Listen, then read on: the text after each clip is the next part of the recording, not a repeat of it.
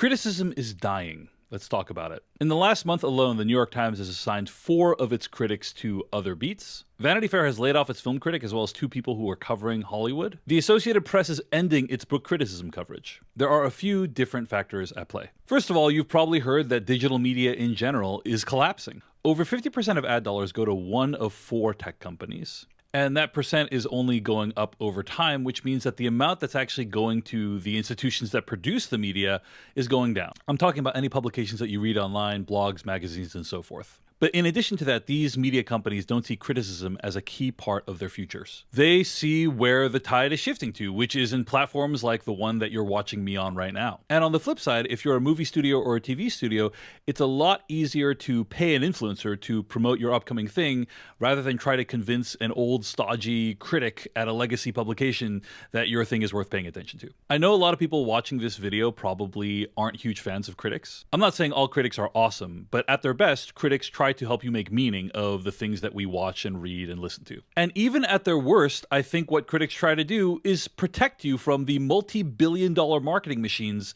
that are trying to take your money. They're trying to stand between you and these studios and say, hey, before you fork over 2 of your most valuable resources, your time and your money, here's some stuff to think about. Many people may not enjoy critics, but I actually think a lot of people will miss them when they're gone, even if they don't know it. The whole situation reminds me of this piece that A.O. Scott published in March of 2023. A.O. Scott was the film critic of the New York Times. I'm a huge fan of his work, and in 2023 he stepped down from his position. And in this essay explaining why he was leaving, he talks about how some of his reviews would get mobbed by a lot of people saying that he was wrong for criticizing the movie they liked. He writes, "I'm not a fan of modern fandom. This isn't only because I've been swarmed on Twitter by angry devotees of Marvel and DC, and more recently Top Gun Maverick and Everything Everywhere All at Once. It's more that the behavior of these social media hordes represents an anti-democratic, anti-intellectual mindset that is harmful to the cause of art and antithetical to the spirit of movies.